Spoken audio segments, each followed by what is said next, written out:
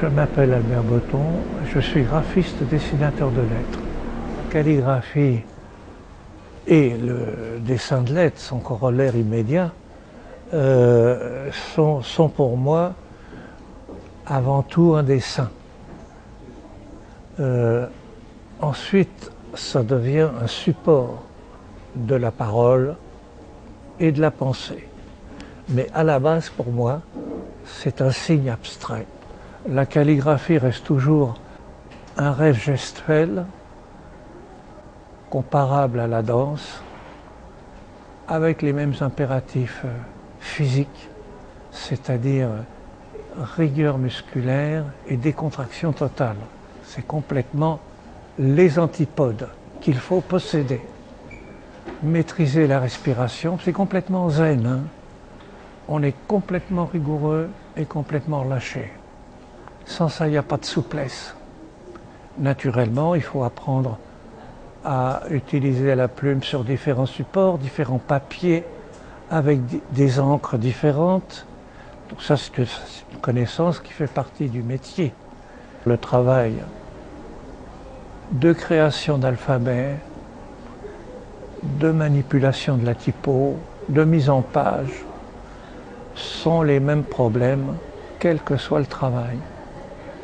C'est toujours l'espace qui doit commander le noir. C'est toujours cette lutte entre le plein et le vide. Et c'est le plein qui se perçoit, mais c'est le vide qui donne la beauté au plein. C'est pareil donc en typo, en mise en page. C'est toujours la gestion du blanc qui fait la beauté du noir. Alors les deux alphabets les plus connus de ma production sont l'Eras et le Botton. L'Eras a été commercialisé donc chez ITC aux États-Unis et il a mis à peu près 2 à 3 ans pour se faire connaître et à partir de là, c'était une folie. ITC en a vendu partout. Tous les graphistes se sont jetés dessus et ils ont littéralement explosé en voyant ce caractère qui est devenu presque un caractère à part entière. Alors on a le Baskerville, on a l'Helvetica et puis il y a l'Eras. Pourquoi la pente est de 2 degrés? Pourquoi j'ai pris le côté incisé alors que j'aurais pu être complètement bâton? C'est beaucoup de pourquoi et ce sont des choses à laquelle je ne peux pas répondre. Bien sûr, aujourd'hui, je travaille avec plus de culture, plus de maturité. Mais quand même, à la base, je travaille beaucoup à l'instinct. Pour moi, c'est primordial. La capitale romaine, c'est donc ce qui a donné à ma vision ce modèle de la capitale gravée dans la pierre.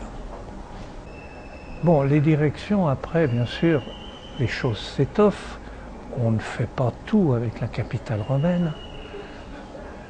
Et le fait de regarder à droite, à gauche, de travailler avec des typos différentes pour des annonces ou des choses comme ça, m'ont également égaré, comment dirais-je, écarté du modèle. Et c'est bien, parce qu'on ne peut pas rester tous les jours sur la capitale romaine. Cela dit, les différentes modifications, également des techniques, puisque j'ai connu le plomb, la photocompo, le phototitrage et l'informatique, ont fait légèrement évoluer la création typographique. Donc là, c'est le catalogue, enfin, un des 4 catalogues de Berthold,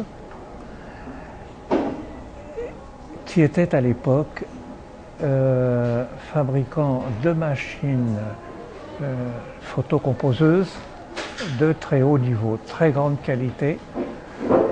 Et j'ai travaillé avec Gerhard Lange, qui était le directeur artistique de toute la création typographique de Berthold. C'est donc un très très grand patrimoine qui a quitté l'Europe, puisque maintenant ce sont les États-Unis qui l'exploitent. Et Berthold a été l'une des plus grandes fonderies de caractère au monde, par sa quantité, sa surface et sa production. Et en fait, ils se sont fait déraciner à l'arrivée des computers. En 3 ans, la société Berthold a déposé le bilan. L'ordinateur a amené réellement un grand changement dans notre vision et dans notre façon de travailler. Et en voyageant d'agence en agence, j'ai été amené à travailler sur différents problèmes de logotype, en travaillant notamment sur leur typographie. La réussite d'un logotype, c'est en fait sa durée dans le temps, son intégration dans le subconscient des populations. Il y a surtout des logotypes qui tombent bien et d'autres qui tombent beaucoup moins bien et où on souffre beaucoup plus. En ce qui concerne les kakebotons, le mot kakeboton a été choisi pour le mot kakemono qui veut dire qui est suspendu en japonais. Donc kake, le nom du créateur, ça a fait kakeboton, tout simplement. Alors c'est amusant parce que j'ai passé 45 ans à construire et là je m'amuse comme un petit fou à tout déstructurer. Un autre plaisir, quoi. Je cherchais à vraiment perturber la lecture. Manque de chance, quand j'ai présenté mes kakebotons, les gens cherchaient invariablement à reconstituer ce que j'avais mis tant de mal à démolir. Donc la première démarche qui m'est venue à l'idée, c'était cette forme oblongue de kakemono. Ensuite, on a étendu ce principe à des tableaux, plus rectangulaires bien sûr, et à des sacs, à des écharpes, à des étoiles, à des parapluies. J'ai fait également des recherches pour de la céramique, toujours en utilisant cette démarche de déstructuration de l'être. Et on s'aperçoit que finalement, cet aspect décoratif est assez universel, puisque le signe en lui-même est très universel.